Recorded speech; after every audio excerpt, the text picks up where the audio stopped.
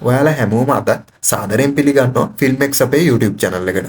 අද අපි ඔයාලට අරගෙන ඇවිල්ලා තියෙනවා සුපිරිම ක්‍රයිම් ත්‍රිලර් කැටගරි එකට අදාළ ෆිල්ම් එකක්. එකිනෙකට වෙනස් පෞල් පසුබිම් තුනක් වටා දිගෑරෙන මිනීමැරුම් කීපයක්. අවසානයේදී හඳුනා නොගත් තුවක්කුවන් මාර්ගයෙන් එකිනෙකාට සම්බන්ධ වෙන විදිහට තමයි මේ ෆිල්ම් එකේ කතාව දිගෑරෙන්නේ. එහෙනම් බලමු මේ ෆිල්ම් එකේ කතාව මොන වගේ එකක්ද කියලා. මදී කියන්නේ ළඟදී විවාහ වුණ තරුණියක්. සම්ප්‍රදායික පවුලක් වුණත් මදීගේ සැමියාගේ අම්මත් තාත්තත් මදීට ගොඩක් හොඳට සලකනවා. ඒත් ටික දවසක ඉඳලා සැමියා වගේම නැන්දම්මයි මාමණ්ඩිත් හරි අමුතු හැසිරීමක් දකින්නට මදීට පුළුවන් වෙනවා. ඉතින් මේ නිසාම මදීගේ හිතේ පොඩි සැකයක් ඇති වෙනවා. ඉතින් මේ සැකේ ඇත්ත වෙනව ගමන්ම එක දවසක් රෑ මදී හරි අමුතු සිදුවීමක් දකිනවා. ඔන්න ඉතින් මෙහෙම තමයි මේ සුපිරි ෆිල්ම් එක පටන් ගන්නෙ. පටන් ගත්ත විනාඩියේ ඉඳලා කුතුහලයෙන් බලන්න පුළුවන් මේ ෆිල්ම් එකේ නම තමයි Once Upon a Time in Madras කියන ෆිල්ම් එක. ෆිල්ම් එක පටන් ගන්නකොටම අපිට පෙන්වන්නේ සංසරාජ් කියන විශ්‍රාමික අමුදාන නිලධාරියාගේ ගෙදර තියෙන අඹ ගහේ අඹ කඩන පුංචි ළමයි ටික. ඒ වෙලාවේ අර ළමයි අඹ කඩන ගහන ගලකින් සංසරාජ්ගේ ගෙදර වීදුරුවක් කැඩෙනවා. ඒ නිසාම කේන්ති ගියපු සංසරාජ් ගොඩක් තදින් මේ ළමයට අවවාද කරනවා. ඉතින් මේ අවවාදය අමතක කරපු අවුරුදු 8ක සුදර්ශන් ආපහු දවසක් අඹ ගහට නැගලා අඹ කඩනවා. මේක දැක්කු සංසරාජ් තමන්ගේ තුවක්කුවත් අරගෙන අර දරුවගේ පපුව හරහා යන විදියට වෙඩි තියනවා. මේ වෙඩි උණ්ඩේ හොයාගන්න බැරි වුණ නිසාම සුදර්ශන්ගේ මරණයට හේතු වෙන සංසරාජ්ව වරදකාරයා විදියට හඳුනගන්න බැරි වෙනවා. මේ නිසා ගොඩක් බය වෙන සංසරාජ් මේ තුවක්කුව පාලමක් උඩ ඉඳලා පාරට විසි කරනවා. ඒත් මේ තුවක්කුව පාවෙන ෆෝම් කෑල්ලක් උඩට වැටිලා වතුර දිගේ පාවෙලා යනවා. ඔන්න ඉතින් මේ සම්පූර්ණ ෆිල්ම් එකටම හේතුවක් වෙන මේ තුවක්කුව කවුද කෙනෙක් ගන්නවා අපිට පෙන්නනවා. ඔන්න ඉතින් ඊට පස්සේ අපිට පෙන්වන්නේ අලුතින්ම විවාහ වුණ මදී කියන ගෑනු ළමයා.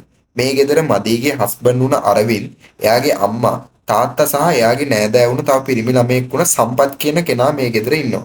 ඒ පිරිමි ළමයාව අඳුන්වලා දෙනවා වගේම සම්පත් මදීට කිරි වීදුරුවක් ගෙනල්ලා දෙනවා.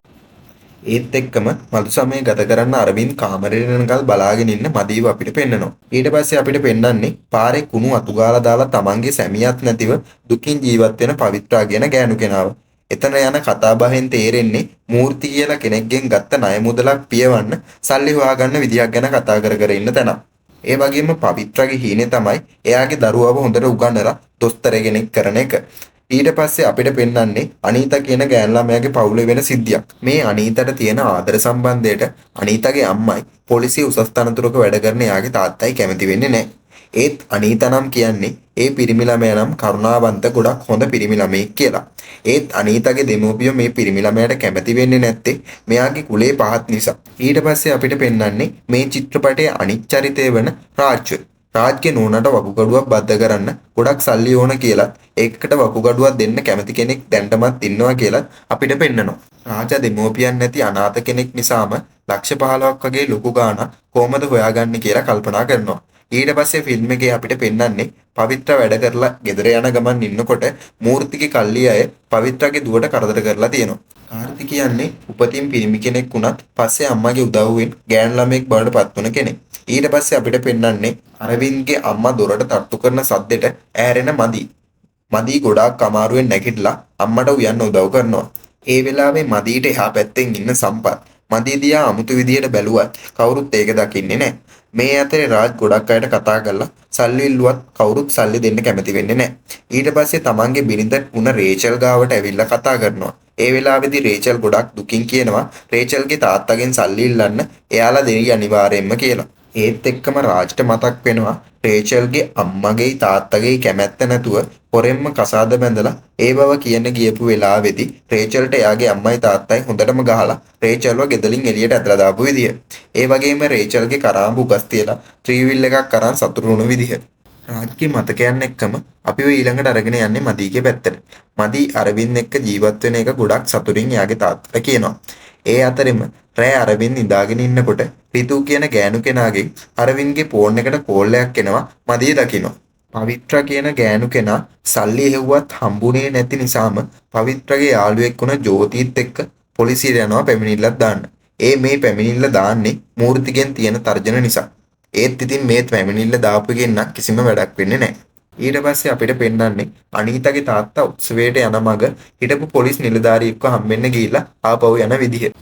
ඒත් එක්කම මදී අරවින්ද් එක්ක එළියට යන්න හදනවා.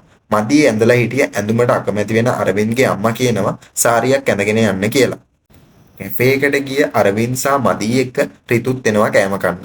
මේ වෙලාවේදී මදී හිතනවා රිතු සහ අරවින්ද් අතර ලොකු යාළුකමක් තියෙනවා කියලා. මේත් එක්කම රාජා තවත් යාළුවෙක්ගෙන් රත්තරන් බඩුවගයක් ඉල්ලගෙන තමන්ගේ ත්‍රිවිල් එක උපසට තියනවා. ඒ අතරම රෑ වැඩ කරන පවිත්‍රා මුහුණ දෙන සිදුවීමක් අපිට පෙන්වනවා. මේ වෙලාවේ බිම වැටලා ඉන්න ගණිකාවකට පවිත්‍රා උදව් කරනවා. මේ තරුණියත් කලින් පිරිමි ළමයෙක් පස්සේ ගෑනු ළමයෙක් වුණ කෙනෙක් කියලා පවිත්‍රා දැනගන්නවා. මේ ගෑනු ළමයාගේ තුවාලෙට පවිත්‍රාගේ ලේන්සුව ගැට ගහලා එයාගේ යාළගේ යාළුවන්ට අපව බාර දෙනවා. ඔන්න ඊට පස්සේ අනීතාගේ තාත්තා අතරමඟ යනකොට එකපාරටම දකිනවා තමන්ගේ නෝන තුවක්කුව. මේක දැකපු අනීතාගේ තාත්තා මේක කාර් එක ඇතුලේ හංගනවා. මේ ගැන කියන්න වේලු කියන ඉන්ස්පෙක්ටර්ට කෝල් එකක් ගන්නවා. ඒත් එක්කම අනීතාගේ අයියා කෝල් එකක් අරන් කියනවා අනීතාද හොරෙන්ම කසාද බඳින්න යනවා ඉක්මනින් රෙජිස්ට්‍රාර් කාර්යාලයට එන්න කියලා. ඉතින් මේ ගැන කලබල වෙලා වාහනේ පදිනකොට අනීතාගේ තාත්තගේ වාහනේට පිරිමි ළමයෙක් කැප්පෙනවා. මේ පිරිමි ළමයා තමන්ගේ පැත්තට ප්‍රශ්න දාගෙන යන්න හැදුවත් බයික් එක ස්ටාර්ට් වෙන්නේ නැහැ. බයික් එක ස්ටාර්ට් වෙන්නේ නැති නිසාම අනීතාගේ තාත්තගෙන් උදව්වක් ඉල්ලනවා. මේ වෙලාවේ කලබල වෙලා ඉන්න අනීතාගේ තාත්තත් වාහනේ ඩ්‍රයිව් කරන්න බැරි නිසා මේ කොල්ලට වාහනේ පැදවගෙන යන්න දෙනවා. මේ අතරේ පවිත්‍රා ජෝතිව හොයාගෙන ජෝතිගේ ගෙදරට යනවා. ඒ පවිත්‍රා හොයාගත්ත තුවක්කුව පෙන්වන්න. ෆිල්ම් එකේ මුලදී තුවක්කුව ගත්ත කෙනා පෙන්නුවත් කවුද කියලා හරියටම අපිට පෙන්වුවේ නෑනේ. ඒ වෙන කවුරුත් නෙමෙයි පවිත්‍රා. ඒත් එක්කම රාජ් රේචල් කිව්ව විදිහටම රේචල්ගේ අම්මගෙන් තාත්තගෙන් ණයට මුදල් ඉල්ලුවත් එයාලට එයාලගෙන් උදව්වක් ලැබෙන්නේ නැහැ. ඒත් එක්කම රාජ්ට කෝල් එකක් එනවා වැඩක් කරන්න පුළුවන්ද කියලා. මීට කලිනුත් මිනිමෙරුම් කරලා තියෙන රාජ්ට දැන් තියෙන සල්ලි අවශ්‍යතාවයත් නිසාම රාජ්‍යයකට කැමති වෙනවා. ඔය අතරේ පවිත්‍රට හම්බුණු තුවක්කුව පවිත්‍ර තව කෙනෙක්ට විකුණන්න හැදුවත් ඒකට හම්බෙන ගාණ පොඩි ගාණක් නිසා පවිත්‍ර එක විකුණන්නේ නැතුව පවිත්‍ර ගාව තියාගන්නවා. ඒත් එක්කම ජෝති තවත් රුපියල් 10000ක් දෙනවා මූර්තිගේ ණය මුදල ගෙවන්න. ඊට පස්සේ අපිට පෙන්නනවා මදී ප්‍රෙග්නන්ට් වෙලා කියලා අරවින්ද්ගේ අම්මට මදී කියනවා. එතකොටම සම්පත් මදීට වතුර වීදුරුවකුත් ගෙනල්ලා දෙනවා. පාන්දර මදීට කැස්සක් ඇවිත් අරවින්ද්ව බලනකොට අරවින්ද් ඇඳේ නැති නිසාම පාල හොයනකොට කුස්සියේ සද්දයක් ඇහෙනවා. මේ වෙලාවේ රිතු ගැන සැක හිතන මදී එකපාරට දකින දෙයින් ගොඩක් ෂොක් වෙලා යනවා. මේ අතරේ අපිට පෙන්නනවා පවිත්‍ර ගෙදර හංගලා තිබ්බ තුවක්කුව විකුණන්න අරන් ගියත් පාරේ ඉන්න පොලිසිය දැකලා බය වෙලා ජෝජුට කෝල් එකක් ගන්නවා. ඒත් ජෝජු ෆෝන් එක ආන්සර් කරන්නේ නැහැ. ඒ අතරෙම කාර්තිකෙන් පවිත්‍රට කෝල් එකක් එනවා පෙන්නනවා. ඊට පස්සේ තවත් පිරිසකට උපදේශනයක් කරමින් ඉඳපු ගසී කියන කාන්තාව හම්බෙන්න එළිය කෙනෙක් බලාගෙන ඉන්නවා කියලා දැනගන්නවා. පස්සේ එයා එළියට යනවා. ඒත් එක්කම එළියේ හිටිය රාජා එයාගේ කන්ටැක්ට් එක උන ගසීව එතන ඝාතනය කරනවා. ඒත් එක්කම අපිට ඉස්සල්ලා පෙන්නපු මදී කලබල වුණ දේ ආයෙ පෙන්නනවා. ඉතින් එතන ඉඳලා තියෙන්නේ අරවින්ද් සහ අර ගෙදර හිටපු කොල්ලා. ඒ දෙන්න අඳුම් නැතුව තමයි එතන ඉඳලා තියෙන්නේ. අරවින්ද් කියන්නේ ගෑනු අයට අකමැති පිරිමි අයට විතරක් කැමති සමලිංගික පිරිමි කෙනෙක් කියලා මදී දැනගන්නවා. ඊට පස්සේ අපිට පෙන්නන්නේ අනීතාගේ තාත්තත් ඒ වාහනේට නැගපු අර කොල්ලා එකම එක පැත්තට යන බව. ඒ විවාහ රෙජිස්ට්‍රාර් කාර්යාලයට. ඒ වෙලාවේ අනීතාගේ අයියා අනීතාගේ තාත්තට කෝල් කරලා කියනවා අනීතාගේ කොල්ලා තාම ඇවිත් නැහැ කියලා. ඒ නිසාම අනීතාගේ තාත්තා මේ කොල්ලව සැක කරනවා මේ ඉන්නේ අනීතාගේ කොල්ලා කියලා. මේ අතරේ මේ දෙන්නගේ වෙන කතාවකින් අනීතාගේ තාත්තාගේ සැකේ තවත් වැඩි වෙනවා. ඒ අතරේ මදී අරවින්ද්ගෙන් අහනවා සම්පත් සහ එයා අතර තියෙන සම්බන්ධය මොකද්ද කියලා. එහෙම අහනකොට මදීට හිතෙනවා කොහොමද එනම් මම ප්‍රෙග්නන්ට් උනේ කියලා. ඊට පස්සේ අපිට පෙන්වන්නේ අනීතාගේ තාත්තා සහ කදීර් යන අතරේ අනීතාගේ කදීර්ගේ ප්‍රේම සම්බන්ධය ගැන කදීර් කතා කරන දේවල්. කදීර් කියන්නේ කොලෙජ් එකේ හැමෝම අතරේ ප්‍රසිද්ධ කෙනෙක්. දවසක් අනීතාගේ පන්තියේ තුන් දෙනෙක්ට කදීර් ගහනවා. එයාලට ගහන්න එපා කියලා අනීතා කදීර්ට බෑග් එකකින් ගහනවා. ඒ වෙලාවේ තමයි අනීතා මුල්ම වතාවට කදීර්ව දකින්නේ. කොහොම හරි මේ ගැන කදීර්ට විරුද්ධව අනීතා පැමිණිල්ලක් දාද්දි මැඩම් කියනවා කදීර් කියන්නේ අයුක්තිය වෙනුවෙන් වැඩ කරන හොඳ කොල්ලෙක් කියලා. ඉතින් මැඩම් කියපු මේ දේවල් තේරුම් ගන්න අනීතා පැමිණිල්ලක් නොදාම එතනින් පිටත් වෙලා යනවා. මේ විදියට අවුරුදු 4කට පස්සේ පාරේ වැටලා හිටිය ආච්චි කෙනෙක්ට අනීතා උදව් කරනකොට එතනට කදීර් ඇවිල්ලා අනීතාට උදව් කරනවා. මෙතනදී බිල ගෙවන්න අනීතා ගාව සල්ලි නැති වුණත් කදීර් බිල් එකක් ගෙවනවා. හොස්පිටල් එකේ එළියට වෙලා අනීතා එනකම් මග බලාගෙන හිටිය කදීර් එයාවත් දාගෙන එයාගේ බයික් එකේ එයා නතර වෙලා ඉන්න තැනට එක්කගෙන යනවා. මෙහෙම යන කදීර අතරමඟදී අනීතාගෙන් අහනවා අපි දෙන්න ආදරය කරමුද කියලා. එතනින් පස්සේ ඒ දෙන්නගේ ආදර කතාව පටන් ගන්නවා. මේ සිද්ධියෙන් පස්සේ අපිට පෙන්වන්නේ ගසී කියන කාන්තාව ඝාතනය කරලා හම්බුන සල්ලි බෙදා ගන්න බැරුව පුංචි රණ්ඩුවක් ඇති වෙලා. රාජත් එක්ක හිටිය දෙන්නගෙන් එක්කෙනෙක් එතන මැරෙනවා. මේ දේවල් ගැන හිතා ගන්නවත් බැරි හිටිය රාජා වාහනයට නැගලා අනිත් යාළුවත් එක්ක යන්න හැදුවා. මුදල් වලට තියෙන ආසාව නිසාම ඒ යාළුවවත් එතනම මරලා දාලා සල්ලි ටිකත් අරගෙන ඒ වාහනේ මෙතනින් පිටත් වෙලා යනවා. ඒ අතරේ පවිත්‍රාට කාර්තිගෙන් ලැබුණු කෝල් එකේදී බය වුණු පවිත්‍රා ඉක්මනට ගෙදර යනවා. ගිහින් බලනකොට පවිත්‍රා තේරුම් ගන්නවා කාර්තිට මූර්ති කරදර කරලා තියෙනවා කියලා. දුකෙන් හිදපු දුවට කිරි එකක් හදලා ආව පවිත්‍රා අහම්බෙන් දකිනවා කාර්තිගේ සායේ තියෙන තද ලේ පැල්ලම් වගේ. ඒක දැකපු පවිත්‍රා දැනගන්නවා මූර්ති කාර්තිට කරදර කරලා විතරක් නෙමෙයි එයාව දූෂණය කරලා කියලා. ඒ නිසා කේන්තියට පත්වන පවිත්‍රා එතන තියෙන තුවක්කුව දිහා බලාගෙන ඉන්නවා. ඒත් එක්කම අපිට පෙන්වන්නේ මදී තමන්ගේ දරුවව ගබ්සා කරන්න අරවින්ද දික්කදාද කරන්න නඩුවක් දාන්න දොස්තර කෙනෙක් හම්බෙන්න ගිහින් ඉන්න විදිහ. ඒ වෙලාවේ රාජත් එතනට එනවා. රාජා ඉන්නේ මදීගේ හාපැත්තේ. ඒ කියන්නේ මදී සහ රාජා දෙන්නම ඉන්නේ එකම හොස්පිටල් එකේ. මදී එතනින් තමන්ගේ සැමියාගේ ගෙදර ආවම පවුලේ ප්‍රශ්න එළියට අරන් ගියේ ඇයි කියලා මදීට අරවින්ගේ අම්මයි තාත්තයි ගහනවා. ඉතින් මේ හැම දෙයක්ම ඉවසගෙන මදී යාගේ කාමරයට යනවා. මේ අතරේ රාජා සල්ලිත් අරගෙන දොස්තර ළඟට ගියාම දොස්තර කියන්නේ වකුගඩුව දෙන්න හිටිය කාන්තාව අද උදේ වෙඩි තැබීමකින් ඝාතනය කරලා කියලා. මේ නිසා හදිස්සියේ මේ වෙලාවේ වකුගඩුවක් හොයාගන්න අමාරුයි කියලා ડોක්ටර් රාජාට කියනවා. ඉතින් ඒ වෙලාවේ රාජා දැනගන්නවා ඒ ඩොනේටර් වෙන කවුරුත් නෙමෙයි එයාලා මරලා දාපු ගසී කියලා. මේ සිද්ධිය අතරෙම රේචල් ගොඩාක් අමාරු වෙලා මරණයටපත් වෙනවා. මේ වෙලාවේ අනීතාගේ තාත්තා අහනවා කදීර්ගෙන් ඇයි ඔයාලා දෙමෝපියන්ට කියන්නේ නැතුව හදිස්සියෙම කසාද බඳින්නේ කියලා. එතකොට කදීර් කියනවා තමන්ගේ පෙම්වතිය මීට මාස 3කට කලින් ප්‍රෙග්නන්ට් වුණා කියලා. මේක අහපු අනීතාගේ තාත්තා මුලදී වාහනේ හංගලා තිබ්බ තුවක්කුවෙන්ම කදීර්ට වෙඩි තියලා එතන මරලා දානවා. ඊට පස්සේ කදීර්ගේ බොඩි එක පාරේ දාලා සතුටින් රෙජිස්ට්‍රාර් කාර්යාලයට යනවා. ඊට පස්සේ අපිට පෙන්වන්නේ මදී පහලට එන විදිය.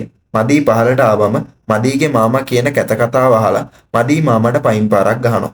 ඒත් එක්කම බෑග් එකේ තියෙන තුවක්කුවක් අරගෙන මාමට වෙඩි තියනවා. ඒ අරවින්ද්ගේ අම්මා මදුසමයේ දවසේ මදීට දුන්න කිරියකට මත් වෙන දේවල් දාලා අරවින්ද් වෙනුවට අරවින්ද්ගේ තාත්තගෙන් තමයි මදීට මේ ළමයා හම්බෙන්න යන්නේ කියලා දැනගත්තට පස්සේ ඒ විතරක් නෙමෙයි මේ දේවල් වලට උදව් කරපු අරවින්ද්ගේ අම්මටත් මදී වෙඩි තියලා දානවා. හැබැයි අරවින්ද්ට මදී වෙඩි තියන්නේ නැහැ. ඊට පස්සේ අපිට පෙන්වන්නේ අනීතාගේ තාත්තා සතුටින් රෙජිස්ට්‍රාර් කාර්යාලයට එන දර්ශනයක්. ඔන්න ඊට පස්සේ අනීතාගේ තාත්තා දකිනවා අනීතා වෙන කොල්ලෙක් එක්ක විවාහ කීසගෙන ඉන්නවා. ඒත් එක්කම මේක දකින අනීතාගේ තාත්තට දරා ගන්න බැරි තරම් දුකක් හිතෙනවා. මොකද අනීතාගේ තාත්තා හිතුවේ කදීර් කියන්නේ අනීතාගේ බොයිෆ්‍රෙන්ඩ් කියලා. මේත් එක්කම අනිත් පැත්තෙන් කදීර් එනකල් අඬ ඉන්න කදීර්ගේ ඇත්තම ගෑන් ළමයා ඉන්නවා. ඉතින් මේ දේවල් අහන් ඉන්න අනීතාගේ තාත්තා තවත් දුක් වෙනවා. මේ අතරතුරේ රාජාගේ බිරිඳ මිය ගිය නිසා තමන් මරලා තියෙන්නේ තමන්ගේ බිරිඳටම වකුගඩුවක් දෙන්න හිටිය කාන්තාවක් නිසා ගොඩක් දුක හිතිලා වෙඩි උණ්ඩ නැති තුවක්කුව පොලිසිය දිහාවට දික් කරනවා. පොලිසිය ඒ වෙලාවේ ආත්ම ආරක්ෂාවට රාජාට වෙඩි තියලා රාජාව එතන ඝාතනය කරනවා. රාජාගේ දර්ශනයෙන් පස්සේ අපිට පෙන්වන්නේ පවිත්‍ර තමන්ගේ දුව දූෂණය කරපු මූර්තිගේ ගෙදරට ගිහිල්ලා මූර්තිව මරන්න හදනවා. පළවෙනි වතාවේ මූර්තියට වෙඩි තියලා නොවැදුනාට දෙවෙනි වතාවේ පවිත්‍රාගේ ඉලක්කය වර්ධින්නේ නැහැ. මේ වෙලාවේ එළියේ ඉන්න මූර්තිගේ අය මූර්ති මැරලා ඉන්නවා දැකලා පවිත්‍රාට ගහන්න ආවත් එතනට එන ජෝති ඒ අයට ගහලා පවිත්‍රාව බේර ගන්නවා. ඒ වෙලාවේ එතන හිටිය මූර්තිගේ ගෝලයෙක් මේ අය මෙතනින් පිටත් කරලා අරිනවා. ඊට පස්සේ මූර්තිගේ ගෝලය 3 දෙනෙක් එකතු වෙලා මූර්තිගේ බොඩි එක පැදුරක ගැට ගහලා ගඟට විසි කරනවා. ඉතින් දැන් අපි තුවක්කුවේ කතාව මොකද්ද කියලා බලමු. ඔයාලට මතක ඇතිනේ සංසරාජා පුංචි ළමෙක්ව මරනවා. ඒ තුවක්කුව ගඟට දානවා. ඉතින් මේ තුවක්කුව තමයි පවිත්‍රාට හම්බෙන්නේ. පවිත්‍රා ඒ තුවක්කුවෙන් මූර්තිව මරලා අනීතාගේ තාත්තා උත්සවයකට යන අතරේ මගදී වාහනයෙන් බහැපු වෙලාවක කාර් එකට දානවා. ඉතින් ඒ තුවක්කුවෙන් තමයි අනීතාගේ තාත්තා කදීර්ව මරන්නේ. අනීතාගේ තාත්තා රෙජිස්ටර් කාර්යාලය ගාව ගොඩක් දුකින් ඉන්නකොට රාජාගේ යාළුවා ඒ වාහනේ අරන් යනවා. ඒ වාහනේ තිබුණු තුවක්කුවෙන් තමයි රාජා අවසානයේ සල්ලි ඔක්කොම ගන්න නිසා යාළුවව මරලා දාන්නේ. යාළුවව මරලා දාලා ඉස්පිරිතාලයට යන රාජා එවලේ පොලිසිය දැකලා බය වෙලා රාජාගේ තුවක්කුව රාජා එහා පැත්තේ හිටිය මදීගේ බෑග් එකට දානවා. කොහොම හරි දුකින් ගෙදර එන මදී එයාගේ බෑග් එක ගස් කරනකොට මේ තුවක්කුව දකිනවා. ඒ තුවක්කුවෙන් තමයි අරවින්ද්ගේ අම්මවයි තාත්තවයි වෙඩි තියලා මරන්නේ. ඉතින් මේ සිද්ධියත් එක්ක මේ සුපිරිම ෆිල්ම් එකේ කතාව මෙතනින් ඉවර වෙනවා. ඉතින් මේ කතාව ගැන ඔයාලගේ අදහස් පහළ කමෙන්ට් බාර් එකෙන් කමෙන්ට් කරගෙන යන්න.